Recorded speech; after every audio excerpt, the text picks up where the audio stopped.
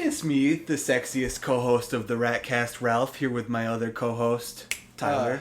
Yeah, I'm unfortunately not the sexiest of the two, but you know what? You've got the bigger dick. I got the bigger dick, and I'd still smash. All right.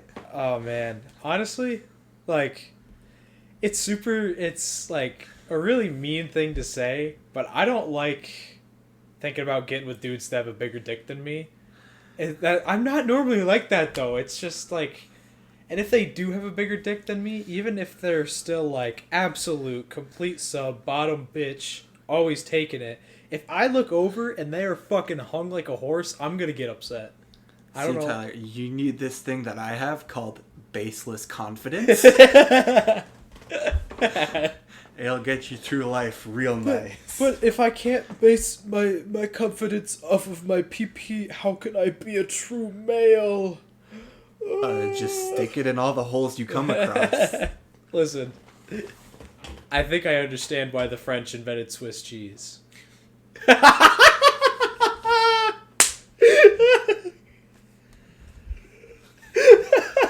See, I have a new invention. Yeah. It's Swiss cheese. Yep. So it's like 90% cheese, but you fill the holes with 10% swag. Oh. Call it swag cheese. Welcome back to the rat nest. Fuck. You're gonna be cringing pretty hard for the rest of that. It's almost like you took that from something that somebody else said that was fucking awful. Yeah, I heard some idiot say that. Some idiot that was talking about how they were 70% water, 30% swag. And this was in 2021 that they said that. From one war crime to the next, James Charles James News! Charles! This is our favorite bit of the episode where we talk about our favorite guy. Oh man, do we love you, James. But not in the... He doesn't love us, we're too old. We're too old. That's true. The sixth kitty has come out. 6? It's 5 or 6. Okay. Oh my god. I'm pretty sure it's the 6th. The sixth kitty has come out and said that James Charles has messaged them inappropriately whilst being like 15 years old. Yeah, so James Charles put out an apology, but it's not so much a traditional apology as it is him attempting to say that he is owning up to his mistakes, but it's not... Then he blames it all on him being desperate. Yeah, So from what I had watched and listened, the first 5 minutes were actually kind of, he was saying, like, I own up to it, I was, I should have double-checked their ages, because I think that there was one person that may have lied to him. There was a couple that they said they were 18, but he never did anything to double check, and so that is his fault. But there was also people that he just never asked. Yes. And also, everyone that lied, I think for the most, everyone that lied to him had their actual age in the bios of their socials listed somewhere else that he should have been able to check and get that sorted out with. So he was talking about that. He was for the first 5 minutes or so. He says, "I'm owning up to it. This is my fault." But then the rest of the video happens. And it isn't the whole rest of the video, but it's a sizable piece of it. He talks about how he feels successful in all regards except for relationships, and the reason why he thinks that he spoke to these minors was because he's desperate. And like, homie, when I don't have sex for a while, you don't see me fucking window shopping at the elementary school. No, you're not going around and going, listen here, kiddos, after lunchtime, getting my white van, or you wouldn't drive white Mercedes, you think? Would that be better? Or what do you think he's driving? He's probably rocking like a Rolls Royce or something. Rolls Royce. I like it. Yeah. I like your style, James, except for the fucking kids part. You've got a nice ass, homie. Like, you could get some sex with people that aren't kids. I brought this up earlier when we weren't talking, on here, but he dead ass looks like the product of both members of fucking Wham if they had like a legitimate child together, because he has almost like a George Michael like face, and the gay from George Michael, but he's like has the short black hair, and some of the parts of like his chin and everything kind of round off more like that instead of George Michael. Once you think about it hard enough, you will never be able to see him any other way. Yeah, I kind of can't unsee that after Tyler brought it up earlier. Wake me up before you touch my son. Man, we're making fun of James Charles. We're making fun of a dead man. We are off to a great start. I mean, it's mostly aimed at James Charles. Mostly aimed at James. George Michael was a fucking gorgeous man. And, like, he's another one of those guys, though, that, like, looking back in history, it surprises me that it took so long for people to find out. Kind of like Freddie Mercury. Like, how did people not know back then? People still don't know, some people today, that Freddie Mercury's gay. Like, some of the biggest homophobes I've ever seen will fucking at sports games jam out to We Will Rock You. Yeah. And it's like, oh boy, if you knew. If only you knew, man. Who was another? So, I was going to say Elton John. But Elton John himself didn't really fully know he was gay for a little bit, so that one's dead, because he actually had a wife. Yeah. That one's excusable. Sounds like someone we know. Yeah, it does sound like somebody we know. Oh, fuck. Man. Why people just gotta own up to it. Sean, you got to own up to it whenever you're on the podcast. You got to own up to being full on, completely flamboyant, homosexual. It's okay, man. It's okay. We're here for you. We're here to give you the hugs and kisses. Mwah, mwah. You know? Oh, boy. We're We 7 minutes in and we're pissing off our OnlyFans. Oh, great segue! OnlyFans! You know who has an OnlyFans now? Bad Baby. Bad Baby! And you know whose OnlyFans is already getting fucking leaked? Bad Baby. You know how many people were like, the minute she turned 18, oh yeah, were like, start OnlyFans, you're 18 now. Fucking, I need to jack off to you. Somebody, I wish I remembered what the username actually was, because this person deserves to be called out for it. They fucking tweeted out, finally, we've been waiting for 5 years. Ooh. You can't fucking say that. Are we certain that this homie wasn't joking? Even if he was joking, I could laugh at a joke like that. I can laugh, but I wouldn't tweet that because yeah. you don't have like the intonation in those tweets. Yeah, that's just 140 characters of anybody's. It's 280. They doubled it. They doubled it a while ago. I'm a fucking. Boomer. I'm a boomer. I'm still working off of 140. Boomer moment. Oh, Jesus. So 280 characters of anybody's interpretation, because obviously some people. I mean, Twitter is like the biggest. Twitter's a dangerous place. Yeah, Twitter is a fucking dangerous place. Give us a thumbs up if you want us to have Twitter. We gotta start that stuff soon. Yeah. We found out that 100% of or 99% of our viewers do not subscribe.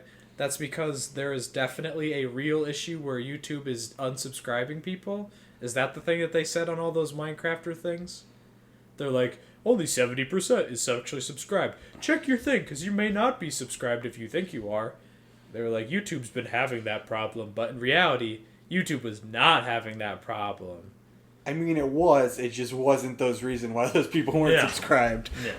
It's from the unsubscribe issue I've seen, it like doesn't happen to like the golden boys of YouTube. So there was only like a few channels that I'd ever noticed I wasn't subscribed to after I knew for a fact I was in the past, was because it had been so fucking long that when I finally got back around to seeing their channel, I was like, oh yeah, I was subscribed to them. What the fuck happened? Like, Tomska. Ooh. Apparently he still does stuff that some people says is good. I still have to check him out, but like, ASDF videos in their prime was back when I was still subscribed, and I had seen somebody recommended me a video, and I didn't get to check it out, but I was like, I know I was subscribed to him. What the fuck happened? And that stuff I can see, because, like, I don't even...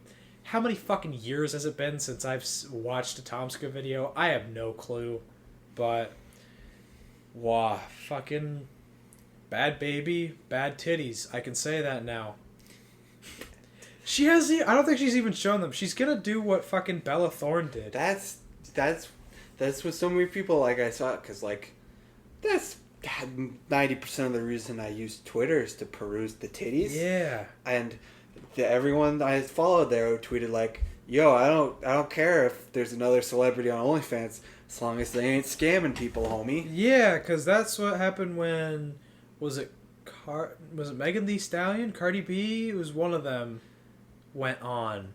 And Bella Thorne, too. Yeah, Bella Thorne was a confusing one, because Bella Thorne actually had put out her nudes, because there was one of those, like, hacker... Yeah, I have your nudes, and then she was like, nudes. Fuck you, I posted that nude. Did you see those? It was just a topless photo. Yeah, it was just a topless photo. It was literally like, I looked at it, and I was like, oh. Like, I could get being pissed off that you had to do that. Yeah. But it wasn't full nudie. No, it wasn't full nudie. It was just a topless thing. And it was also kind of like, if I went to the beach and I saw Bella Thorne like that, I wouldn't be losing my mind. I would just go, oh, look, it's a celebrity just kind of going topless at the beach. Yeah. It's not really anything to write home about. Because that's what, like, she's like, she was selling this pay-per-view message as, like, a nudie. Mm-hmm. And she sent it out. It was like a bikini picture. Yeah. And she charged $200 for it. Holy fuck. So they, like, lowered the cap to $100. And because so many people refunded it, but contractually OnlyFans still had to pay her, that's why they made it so you couldn't withdraw money till the end of the month to avoid something like that. Because she made, like, $2 million or something from that before everybody refunded it. Mm-hmm. And OnlyFans still had to pay her. Yes. Because Bad Baby had something like $2.4 million off of her first thing. But I think, because a friend may have told me about the leaked video, she was not nude in it. Yeah. She had a bikini on. So, obviously the people that have been waiting for 5 years to see that probably were still like, oh boy, here it comes. Well, that's the thing, like, there's a lot of people on OnlyFans that don't do nudes, and, like, that's kind of the thing with that platform is you just have to be upfront about what you're gonna post. Yeah, because you can, like, technically, I mean, I'd have to read their rules and conditions again, but I'm pretty sure if you're just doing, like, somewhat lewd photos, even Patreon will work. Yeah, because, well, that's the thing, like, like, as long as it's like, because, like, some people, like, I know for a fact they don't do nudes. Yep. And they still have a very successful OnlyFans page because people knew what they were getting into when they followed them. Don't beat around the bush. You're talking about Linus Tech Tips. Does he have an OnlyFans? He has an OnlyFans. Well, Tyler, fucking, where's my lotion? We need to go out and we need to get the biggest bottle of lotion we can. Actually, I don't like lotion. I like coconut oil. You fucking with coconut oil? I mean, we could just get straight lube at this point. Yeah, we can. But, like, some lubes dry up, like, way too fucking fast. Not the lube I use for anal. Ooh. You know what I use for anal? Whatever she wants to put in my butthole, that's what I use. I wish that there were more people here for that joke, because that really just kind of fucking fell real flat when I said that. I'm more used to it being like a couple of the homies going, oh, ha, ha, ha, ha. He talk about getting peg. That's the thing. It's funnier with the other homies. Yeah. Because they're like miles, like they wouldn't even touch pegging with a 10-foot pole. Continue. And, like, we, on the other hand, could sit here and have a very serious discussion about pegging. It still is, like, as an afterthought, funny for me, because you're fucking, twice my size. Like, I'm not all that tall. I'm I'd say I'm probably about average height for the adult male. You're above average. It's 5'8" in America for the. Oh, okay. So yeah, I'm slightly above average height. I'm above average penis size for everybody that's interested. You're welcome. But like obviously, will ID. Yeah, I will ID you. You are gonna have to show me the fucking receipts. Fuck, I said receipt, and now all I can think about is James Charles. In the last video, sisters, I got the receipts, I got everything, but this one, I'm gonna own up to everything I did. He didn't play up the voice. I'm just noticing that now, running it through my head. He was very quiet. Yeah, I had to fucking cup my hand around the speaker. Did you see that on my phone? Because he was really quiet. Yep. I mean, it was almost like 1 a.m. he said when he was doing the video. I don't know if I believe. David Dobrik did the same thing. His first apology was asked. He did a second apology, and that was also at 1 a.m. He's like, it's 1 a.m. I'm finally alone, so I can film this apology. And like, did he say unscripted?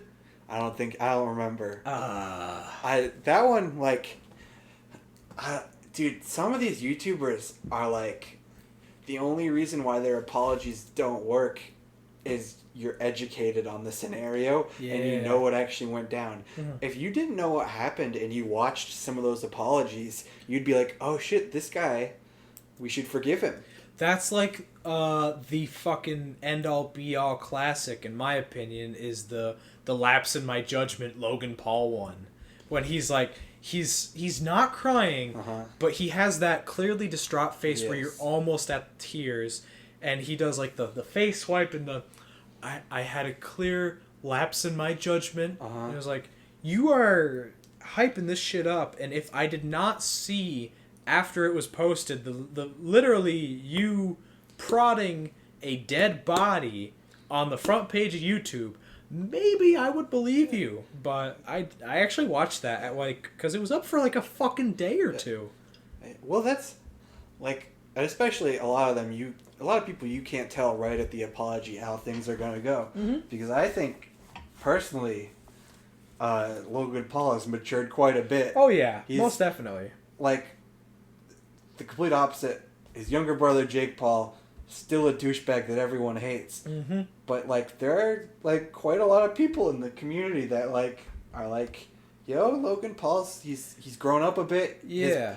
His podcast, like they have some solid conversations. I don't really watch it, but I've seen clips. Yeah, I was gonna say that. I've seen some clips of it, and some of the stuff like it looks like, you know, older school, short attention span, Vine stuff where it's like, yeah, this was funny for 5 seconds, but now you guys keep droning it on and on. But there were other things where it was like, listen, I actually wouldn't mind listening to this. Like he was like the only one, but like I don't know, like one of his co-hosts, like Mike. That guy's kind of a snake who, like, I heard, because I've seen, like, he went on the Your Mom's Basement podcast, and he kind of, like, flipped on Logan, and, like, that was kind of, like, a thing where, like, he changes depending on who he's in the room with. And, like, his other co-host, all three of them were having this, like, debate, and Logan was, like, because, do you remember when Harry Styles, like, wore the dress on their magazine cover? Yes. And, like, all the conservatives are, like, manly men are dying. Manly men are dying. Like, Logan Paul had like a take that I very much agree with. Like, yo, you can wear a dress and be a manly man, bro. Yeah. He's just wearing a dress. It's just clothes. He said in like the interview that he likes playing with clothes. Mm-hmm. Let him fucking do that. And like, it's more manly to wear a dress and not give a fuck what anyone thinks about it. I was gonna say, fuck. I don't know if it was exactly the wording, but he said something to the extent of like, why does it bother you what he's wearing? It doesn't matter that he has a different image of being like a dude versus your image. He was something to the extent of like, why does it matter so much? And then I was like, I respect that. That's a good take, Logan. Because it fucking doesn't. It doesn't fucking matter. Dude, like, so he wore two different outfits, and one of them was that dress, and the other one was like a fucking skirt and like a top. Yeah. That fucking the second one, like with the skirt and the top that wasn't on the magazine cover. Yep. That one looked fire as fuck. I don't know if you saw that. Mm-hmm. That looked fucking sick. I was like, God damn, because for you listeners out there, probably sophomore year of high school, back when we were in high school, I bought a kilt. Yeah, and I would man. occasionally wear the kilt to school, and I would fucking rock the kilt. The kilt is like there were not too many people back in high school that I feel would have rocked the kilt other than you, because that takes some. You gotta have confidence when you rock a kilt. Like, you gotta. The first time, I definitely was a bit nervous. Yeah. But then every other time, I was like, I don't give a fuck. But the best part for me wearing the kilt was like, all the homies and like even people I was just kind of like acquaintances with would be like, fuck yeah, the kilt. But then I could tell, like, because I'd walk by, like, senior year, I had homeroom with them, all, like, the rednecks and stuff. Yeah. They'd look at you, they'd, like, go about their day, and then they'd do a double take and look back, and they'd be like, is this guy wearing a skirt? Is he gay? Yeah. You could see it in their eyes. Is he gay? Why is he wearing a skirt? What a weirdo.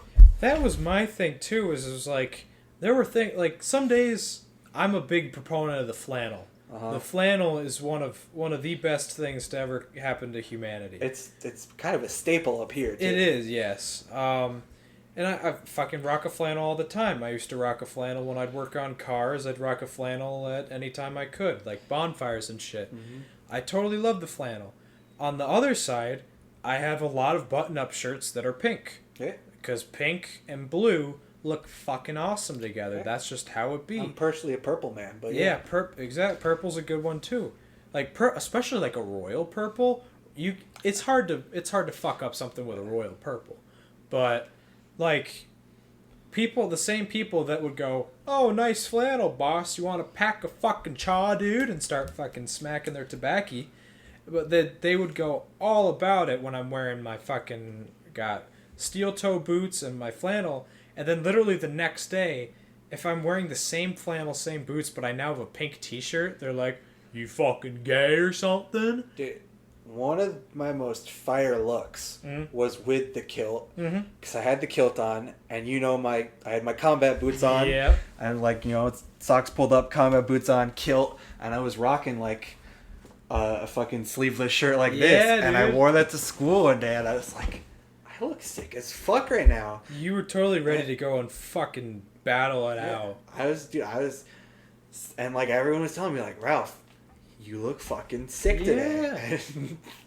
Like, we were doing archery fucking one time, and I was like, I wore the kilt, and I was like, shit, I should go to the art room and put on some like fucking war paint. Some war paint. So I look like I'm from fucking Braveheart style. Yes. Oh I shit. fucking love the kilt. Dude, fucking around with fashion stuff is always fun. Mm-hmm. Like, I actually used to, well, I would not say a hater, but I was definitely one of those people that saw the low sag joggers, like the ones that the crotch of it goes all the way almost to like your knees. Yeah. I was always like, what the fuck is up with that? But then I started wearing some of them, and they're actually, like, sometimes they make an outfit. Yeah, dude, so I have a lot of sick Hawaiian shirts now. Yep. But, like, I didn't really rock them much in high school, but years ago in middle school, like, because in middle school I was a bit more self-conscious about being fat. Yep. So that's when I would rock the Hawaiian shirts, because it would kind of, like, this would be like a flat slate. And so, like, I would rock them even if it was, like, winter or, like, about to turn spring. It was still cold out. Mm-hmm. And, like, I remember our English teacher, 8th grade year, was like, would always bring up the Hawaiian shirts, and like I said something along the lines of like, because it was cold out still and I was wearing them. Yep. Like, I wear these because my soul is in a better place. And I was making a joke about wishing I was fucking dead. Yeah. And she just took it as like, oh, I'm living how I want to live. And so she like wrote it up on the board and like quoted me. And that was on the whiteboard for like a month or something. And it's like, I want to die, but you think this is motivational. Oh my god. Do you remember doing the fucking speeches? At the end of the year that year? Yeah. So, I don't have as much a problem with it anymore, but speaking out with like massive groups of people, when I was up there doing my speech, I was like shaking the fucking podium because I was just a nervous wreck. It was fucking awful. I was going to say, probably up until about halfway through 8th grade, Yep. I would have been nervous like that. But then, like a lot of people are like, I really came out of my shell. Yeah. And I would not say that about myself. About halfway through 8th grade, I just stopped giving a fuck. Yeah. And there were a lot of positives to that, but there's also a lot of detriments because, like, I stopped giving a fuck, and I still really don't give a fuck. And that kind of just, like, it helps in a lot of ways, but also hurts in a lot of ways, because sometimes you have to give a fuck. Yeah, I, like, this, definitely not in middle school, but in recent years, I definitely switched my attitude on a lot of things. Not in a I don't give a fuck.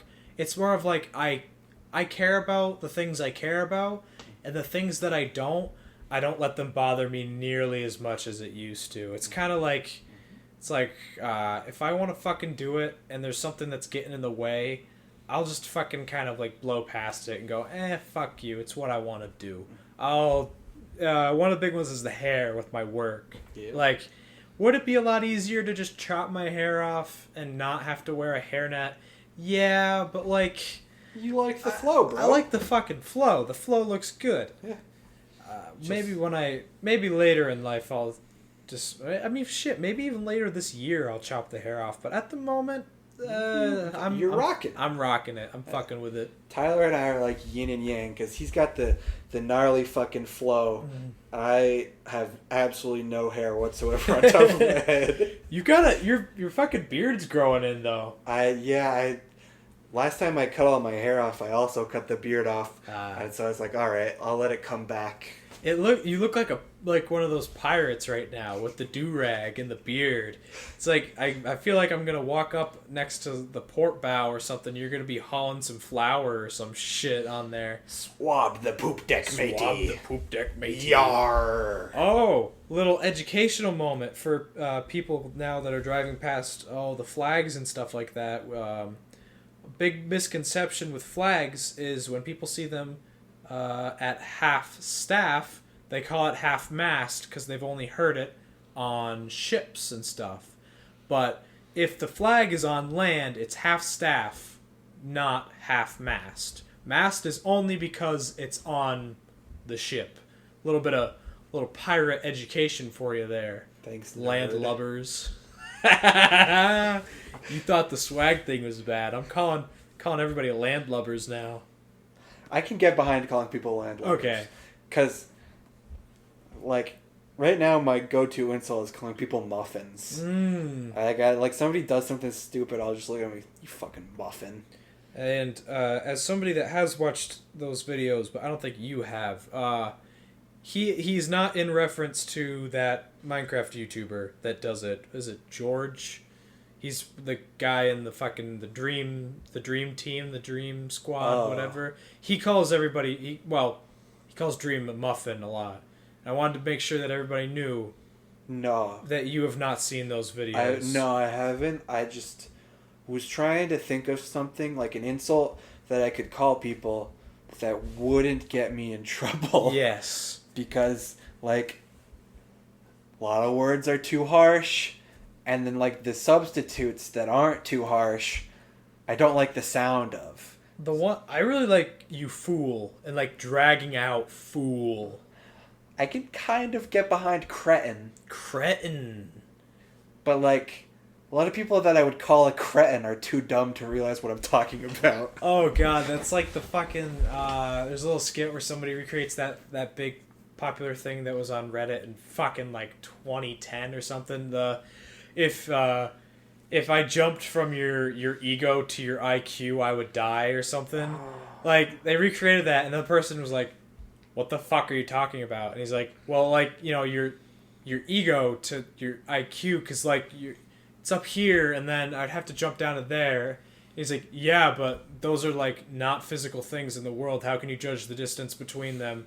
What is the conversion rate of foot to emotional feeling? And he's like, I don't know. And he's like, I'm going to beat you up even more because that was fucking stupid.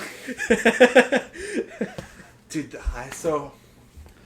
my mom said something to me once that made me cringe. Oh God. Hardcore because this was like back when I was talking to her, like when I wasn't sure about college. I was like on the fence. I was iffy. I was like, do I want to go? Do I not want to go? Because like I'm fucking sick as fuck of the school system. Yep. And she's like saying that like I would benefit from college. She's trying to tell me I'm smart, and she called me an intellectual. Oh. And I wanted to fucking kill myself then and there. I was like, don't call me an intellectual. Stop. That hurt you. I was like, you have no idea how much that hurt me just then. Oh my God. We at the Rat Nests are complete intellectual thinkers. I don't know how many times you're on, but I've rewatched every season of Rick and Morty at least 15 times. Yeah, but like, do you get the meaning of Evangelion? Yeah, fucking Evangelion. I still need to fucking watch and finish that. Dude, someone fucking, like I heard, like the guy who I watched the video from, like, not that he needs it from us, but shout out to Breadsword for his Gurren Lagann review.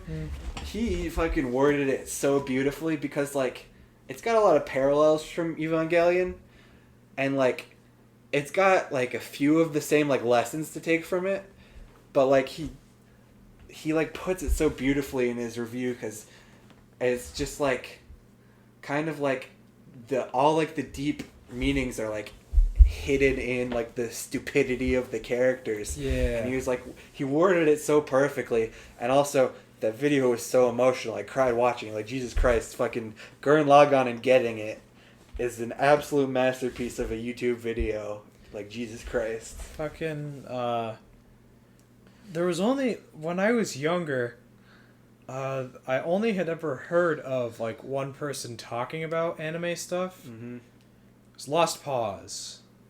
And that's why that was one of the biggest, like, not to be, you know, he's like, a nice guy. He is a nice guy. He's a bit cringy. Yeah, he's like nice person. Would probably be like a pretty decent person to hang out with. It's just the way that he would talk about things.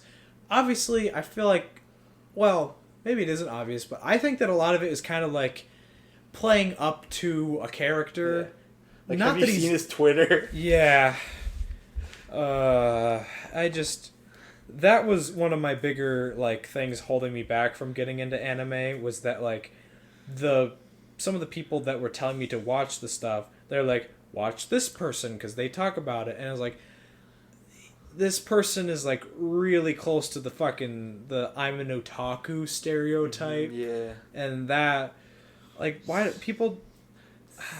See, I think that's how I got into it so easy, is because, like, YouTube sponsorships were starting to become, like, a big thing. Like, people weren't relying on ad revenue anymore. It's like, these are sponsorships. So, like, YouTubers back then would just take a sponsorship from anybody that offered them money. Yeah. And so, like, people that had, like, no idea or, like, weren't into it at all, Crunchyroll would be like, we'll sponsor you, and then they're like, I guess I should watch like one thing on Crunchyroll if they're gonna sponsor me so I can talk about it. Yeah. And so like some like random fucking vlogger that I don't even remember who it was had like a Crunchyroll sponsorship, and they're like, yo, Crunchyroll sponsored me, and I watched fucking Sword Art Online on Crunchyroll. And it's like, alright, random vlogger A who's like not a cringy weeb, you said this show was good, I'll watch it. And then I never left the hole that is being a weeb. Yeah, Sword Art was my first. I think it's a lot of people's, because a lot of non-weebs, like I said, watched it and were like, Sword Art Online. Yeah, Sword Art Online.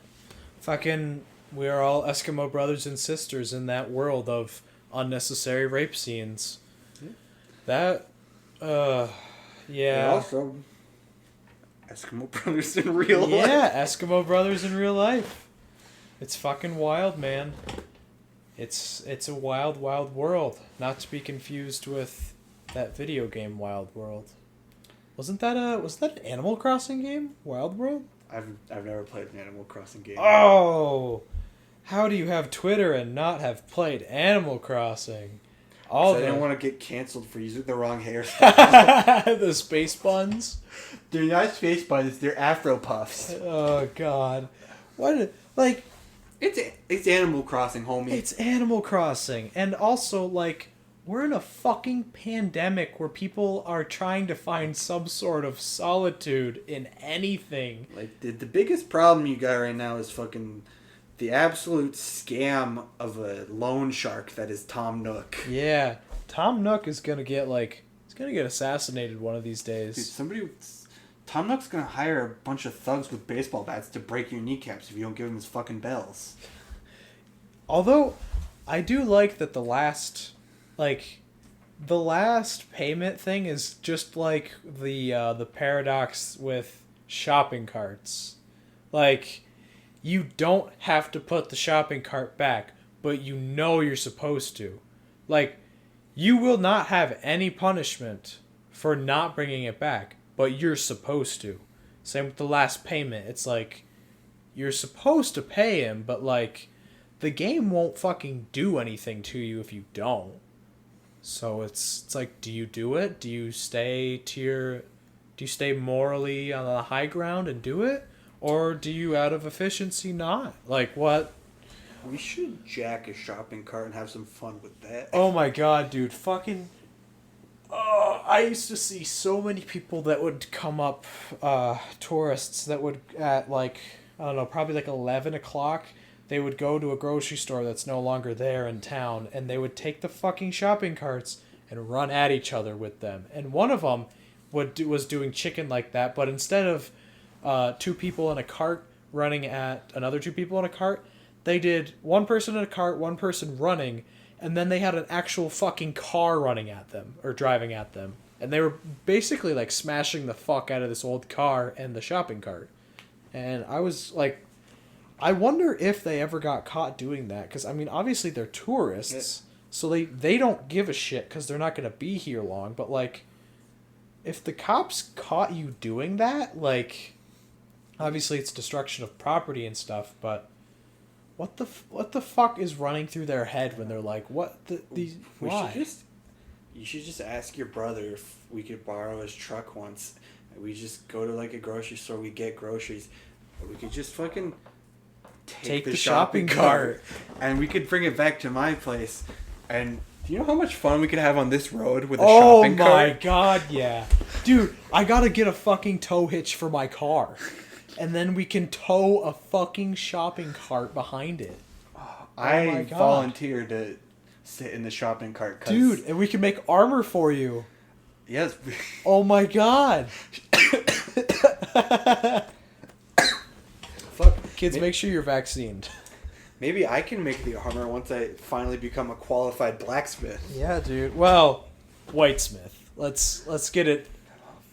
You're not black. Guys, I hate to inform you about this, but this is the last episode of the R.A.T.cast podcast. We're just done. We're done. I'm never gonna talk to Tyler ever again. I will. I'll start my new channel in a few weeks when Sean's back with him. It'll be called One Man, One Autist. Listen, man, podcasts are art. It just wouldn't be the same without the Tyler and the Ralph and Tyler, you know what I'm saying? Because then, what do you do for the rest of the name? Ras? SAR? SARS. SARS? Talking about viruses the whole time. Fucking A. Yeah, you guys got a plethora of things to talk about since we're in a fucking pandemic. Yeah. You know what? If we go back and listen to these, in years,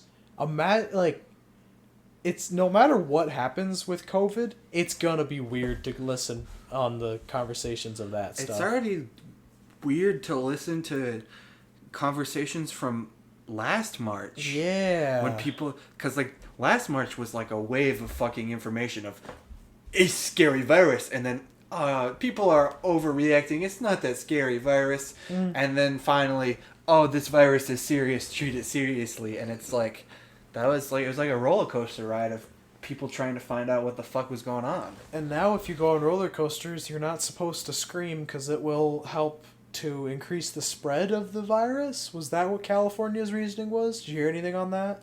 This is a first for me. They're gonna. I thought you were memeing. Oh no! Six Flags is gonna be opening some of their places back up, and there were some states that were like, "Hey man, or girl, I don't wanna. I'm sorry. That's why I use dude. But Hey there, bud. hey there, bud. Just want to say there, buckshot. Make sure people aren't screaming on the roller coaster. It'll spread the virus, even though they're already gonna be like masked up, and I assume." Like middle seats are gonna be like it's gonna go like one row nothing, one row nothing. You know what Also, I'm saying? if it's this summer, isn't the whole plan to have everyone vaccinated by May 1st? Yeah, but that's not gonna happen. I mean, they're gonna have enough vaccines for it, but so many fucking people are just like, I ain't getting the vaccine, homie. I'm not getting that vaccine. They're gonna put a microchip in my arm and they're gonna take track of it. Or just people that are like, I don't trust the vaccine. They rushed it out. I understand it because obviously we don't know what's gonna happen because normally vaccines do have a long time, but at the same time it's like I want to get this shit over with. Once I feel like even like at this point, how long has like the fucking test group has been vaccinated for? It's way longer than the people that like got it once it officially came out. Yeah. I haven't heard anything about the test group being fucked yet. I feel like you might as well fucking get the vaccine. Yeah, I mean, because I don't know what the statistics are, but there's probably not all that high a chance that we're going to have, like, some really fucked up stuff later in life. Although, I don't know if it still has it in there, but something that my grandparents told me about once was that, you know, Carmex, like the chapstick-like thing? Yeah. So, apparently, way back in the day, if you would use it, even just like a little bit, 20 years down the line, they had something in it that, like, fucked up your lips. Not, like, severely, but they're, like, the ribbing in your lips, and it felt almost like scar tissue. Just from using the Carmex. I mean, obviously, I'll have to double check this if I ever get sued by Carmex for slander, but it was like 20 years or something like that, where like you wouldn't even have fucking thought about it. Such a bizarre thing that can affect you. I don't know. I feel like I let the science people do their science. Yeah. They said, here's the vaccine, and I'm like, aight, homie, give me that shit. You're the science man. Stick me up with needles, man. You think that I'm not already putting the worst stuff in my veins? Actually, do the vaccines in your upper arm don't go into the veins, do they? Do they just get into the... Because there's really no way to see the vein. No, it's just the muscle. Yeah, they just put it in your system. Wouldn't it, like... Well, you know how, do you know about how, like, stuff on your face gets soaked in faster than anywhere else? Yeah. So I wonder if there is anything you could do for, like, maybe not necessarily a vaccine, but, like, if you took a shot of something that was, so, like, trying to get some sort of health effect, like, how much more potent it would be? I don't know. I think that's kind of like the nasal spray. Oh, yeah. Like, that... You suck in stuff real fast up there. That's why... Actually, no, it doesn't last. I was going to say, that's why Coke is good, but Coke only lasts like a half an hour. Don't do Coke. Don't do Coke, nobody. We drink Pepsi in this house. Mm-hmm. You see, you've already said that we're not going to do any more together, so I'm just going to throw out puns whenever I feel like it at this point. I was thinking about how to work a fantasy joke in there. Oh, bring it all the way back to Freddie Mercury. There we go. That's folks. This is what's known as a callback. That's what's known as a callback, or going full circle in a conversation. Yes, we are. We are professionals here at the R.A.T.cast. Going full circle is my favorite thing to do at an orgy. Ooh, like making the rounds, you know? No, like you fucking It's like a, like fucking connect. Everyone's connected, but you form a circle. I must show you a thing on my phone that I apologize that I'm going to be filling up some empty space here while I pull this up, but it's a famous GIF that I like to call the Choppa. There you go. It's You showed me this last time too.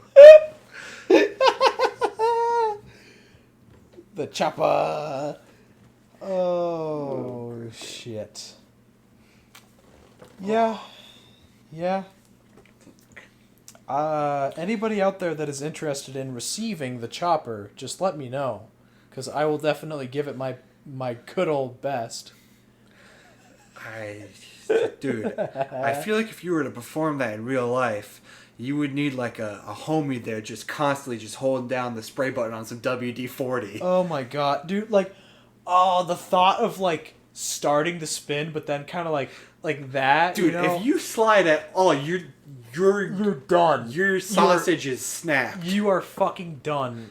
Blood Stop. All right. All right. Hard stop in this conversation.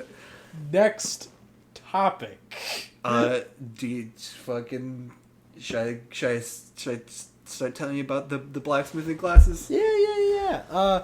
Wait. What's the time look on? We're at 46 minutes. 40. Okay. Gotcha. Let's talk about the classes, because I actually do want to hear a bit more about some of this. All right. So, for those of you listening, I, Ralph, and my father, Ralph, have enrolled in a 6-week blacksmithing class where there's like one class a week, and the guy who has the forge is basically just working through, and we're each making a knife. Mm-hmm. And so, like the first class, we show up. He like gives us a book of like knives to go through. He fills us in on like the 3 different kinds of knives we can make. Mm-hmm. And I only remember full tang, hidden tang. And I don't remember the other one. Poontang? I think it was half tang, but I'm not sure. Oh Jesus! Look at the fucking. Oh, I'm gonna have to. That's the poontang laughter. I'm gonna have to try to silence that laugh a little. All right, continue. And so like basically it's just like how much of the knife, the metal is showing in like the handle. Like if you can see like silver all the way around the handle, that's full tang. And hidden tang, you can't see any of the knife in the handle. Oh. And then like half or whatever it's called, you can see like some of it, but it doesn't go all the way around. Okay. And so like basically it's like choose a knife pattern, draw it out, and like we choose the pattern, and then he had us choose a material we want to use for the handle. Okay. And then he brings us over to the shelf where he's got all different kinds of pieces of steel, all different like alloys from like different things. And my dad, Ralph, he chooses an old railroad clip, a solid piece of metal, and I choose a bearing race, which is like a solid piece of alloy steel that goes. It's like the outside of a bearing, where like that the balls will like roll against. And so, my process was, there's a little lip on it because it's a bearing, so I had to grind that lip off, because if you fold that metal into itself like improperly, like because like that's like the katana forging, you fold the metal. Yeah, will it grab? R/lips that grab? Yeah. God damn it. Fucking shit. Alright. You're talking about the lip and the folding of the knife. Yeah. So like if you fold that over, it'll become what's called like a cold shut, like there'll just be a pocket of air in there. Yeah. And so I had to grind that off so that wouldn't happen. And then basically I also cut it because it's a round piece of metal, it's in a circle. Yep. And so I put it in the forge, heat it up, and I just put it in a vise and then yank it with a pair of tongs to straighten it. Oh, is that similar to how, like, I mean, not the exact same, but is that similar how they do it with the glass? Like, where it ends up getting pulled out from it? Or kind of. It's not like, to that extent. Yeah, because, like, It's like this, and I cut it so it was like that, and then I put it in. I got it hot. Yep. And then I put it in a vise, pinched the vise shut, and then I like just grabbed like this side with the tongs and just kind of yank. Oh, I see what you mean now. Okay. Yeah. Okay, that makes more sense. So I yank it straight, and then basically the next 3 hours is me and my dad just putting the metal in the forge, getting it hot, pulling it out, putting it on the anvil, and just smacking the absolute shit out of it. And like, so basically, the first step in the process is to get it into like a flat bar of metal before you can do any sort of shaping. And so that's you just hammer that shit till you have a nice flat piece of metal. And then he didn't really need to instruct us much on that. And then he would come over for like every next step, and he would tell us how to hit it and where to hit it to like shape it into the shape of a knife. And so that entire class was basically 3 hours of swinging a hammer, and at the end of it we had a rough, like rudimentary knife shaped piece of steel. Yeah. And so the second class, we show up, and the first thing we do is we take the pattern we had for the knives shape we wanted. Yeah. We dye the knives with like a blue dye, put the pattern on the knife, and then etch out the shape of the pattern that we want to get to onto our steel, and bring it to the belt grinder. And this is where like the purists kind of get mad, because like they're like all about, there's some like kind of purist people who are like, no power tools, it's you and your hammer. Yeah. But you know, we're amateurs. Also, it's a class. We have to finish. Yeah. And we go to the belt grinder and grind away the excess steel until we have like the knife shape that we have matches the pattern we chose, and we have that knife shape. And then we also kind of like, we tilt it to the side and kind of like grind out the bevel on the blade. Okay. So like we grind down like the blade area to where like that's thin enough to where you can make it sharp, and then kind of, you don't go all the way down, you kind of like stop halfway so the back of the knife is thicker. And then that's pretty much all we did that class, was grinding out the knife. And also you punch holes in it so you can put the pins that will hold your handle to the blade. We just took a drill press and punched holes in that. Okay, so you're drilling and grinding and getting everything all hot. Yes. Hot and heavy with steel. That's another thing. I almost forgot one of the most important parts. After we did that, we heat treated it. So this is pretty simple. It's like, I don't know the facts because it's like chemistry stuff. Yeah. But all the hammering and grinding put a lot of stress on the metal. So to take out the stress, we put an oven. It's like a fancy oven thing, up to 1,500 degrees Fahrenheit. We put the knives in there. They'd get like orange glowing. We'd take them out, let them cool down, and then put it back in there and do it again. And that would kind of de-stress the metal. That's interesting. Yeah, I don't know the science behind it. Yeah. But that's what he told us. It took all the stress out of the metal. It's kind of like a sauna? I guess. Like for human terms, you kind of just throw them in. Yeah. It's like like an endurance type thing for the metal. That's interesting though, how it would work. Like, I mean, I figured, because when you think of like pressing into the hard, crude metal, I figured that there would be some sort of way to turn that hard metal into something more like smoothed out and durable, like a knife. Yeah. That's interesting though, that it gets heat treated like that. Yeah, well and then there's one more step. You put it in that oven again, and you take it out. And so now that it's stress-free, it has like the capability to endure this next process, where while it's glowing hot, you take it with your tongs, and just the blade half, you stick straight down, and the blade half goes into a bucket of oil. And you kind of stir it down, and once the handle pit that's not in the oil stops glowing, you take it out, and the blade, that steel, is immensely way harder than it was before. Huh. And it becomes like the perfect color you want it to come when you pull it out of that oil is the color of light straw. And if it's that color, you've got like the perfect hard steel for your blade. That sounds fucking sick. Yeah, it's a pretty dope process, and also like it's oil and really hot metal, so it like flames up. Yeah. Fuck, dude, that sounds awesome. Yeah, and then after that we have the third class where we did some. It was basically just we did a little bit more grinding.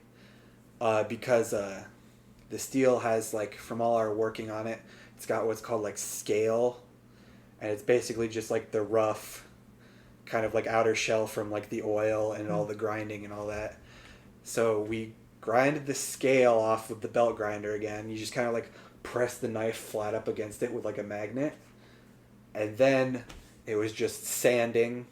Like, we started with, like, 100 grit and worked up to 600 grit sandpaper. Mm-hmm. And so you just kind of clamp the knife down, and you don't need to do this to like the handle bit, just the blade. And we wrapped like sandpaper around files, and we're just like sanding for like most of the class. And then afterwards, he's got like the fucking buffer wheels that like spin. Oh, okay. And we polished those fucking knives till they were like mirror reflection. And like that's kind of like after the sanding and the buffing, that's like kind of when I first realized like, oh shit, this is gonna be a cool fucking knife. Yeah, this is gonna be a fucking sweet knife. I could fucking see my face in it, but like also it's like because I like I polished it but my fucking fingers were covered in oil, so I immediately smudged over the fresh polish I did. I was like I know this looks sweet when it's clean, but I just immediately dirtied it. Oh fuck. And then the final step that we got to so far is we had the holes in it. We had our handle material that we cut out into the shape of a handle, like a rough shape. And then we put the handle material onto the knife, like put the pins in it, and then also like slathered epoxy on all of it. And then clamped it down.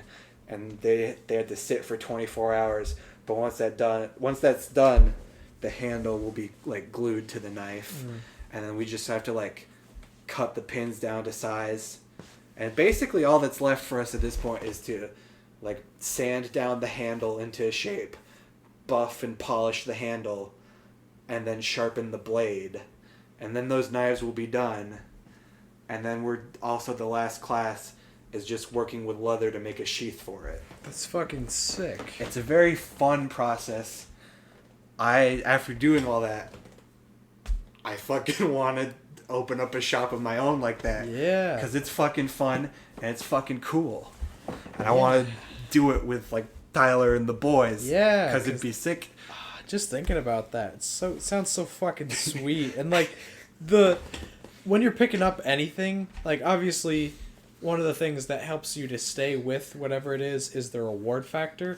Fucking getting to that point where even before the knife is done, but like seeing that shine and everything, that's got to be so fucking rewarding. Dude, and so I was telling my grandma about this too, and she's like, I said when I was telling her about it, I said knives because I'm making a knife and my dad's making a knife. She's like, knives? How many knives are you making? And I was like, I looked at her, Grandma, I'm gonna come back armed to the teeth. There's gonna be sheaths all over me. I'm making so many knives. And she's like, oh my lord, why are you making that many knives? I'm like, I'm just kidding, Grandma. U.S. Marshals will be outside your door. Dude, I imagine though, fucking, if I get my own little shop, I could be armed to the teeth, just like nothing but knife sheaths all over my body. Dude. Like a loincloth with a big fucking machete or something.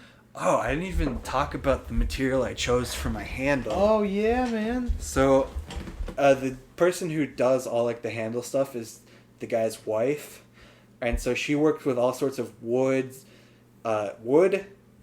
antlers, like acrylic, and all sorts of color dyes, and like she can do mixes between those materials and stuff. And so she's working on one piece she's showing me where it's like some like gold acrylic with like a pine cone in it. And I was like, oh, that looks pretty cool. And she's like, yeah, when you polish it, the pieces of the pine cone individually look like it's dragon scales. And so I was like, can you make me one of these with purple dye? She's like, oh, absolutely. So now, when my knife is done, the handle is going to look like a purple dragon scaled handle up the knife.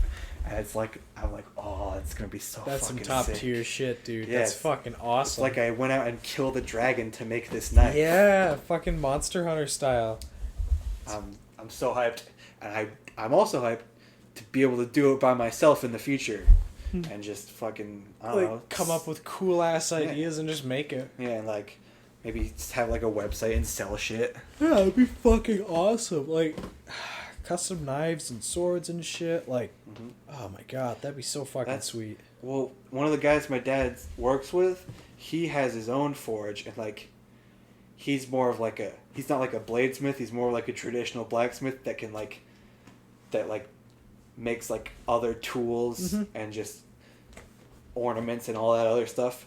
But somebody like went up to him and asked him if he could like make blades and stuff. So now he's making this guy like a set of armor and like a Roman gladius.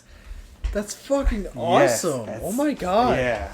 And that Ralph was telling me that like that guy said I could go check out his shop if I wanted to after this class. And so that sounds fucking sweet. Yeah, because you can get to a point where you can just upgrade cheap tools to be around the quality of expensive ones, right? Yes, because I saw a YouTube video because like the whole like the blacksmith hammer thing. If you want to get one of those like particular hammers that like is like this kind of like the standard blacksmith hammer, it's like a nice one is like $200 or something. And I saw a YouTube video where this guy took like a regular like hammer that was about the same size that he said was like $7, and he just modified it into one of those really nice hammers. He's like, and that's how you turn a $7 hammer into a $200 hammer. Yeah, if you can just do that, then like profit margins would go through the fucking roof, and like it's probably fun too. I could imagine. That's the entire. That process, like I look forward to every class just because I always have a blast while I'm out there doing it. Sheesh, man, that sounds like a fucking awesome time. Can't wait to learn. Yeah, Sean. Here, wait, This is my sister's calling. Oh, uh-oh. I mean, Well, hello?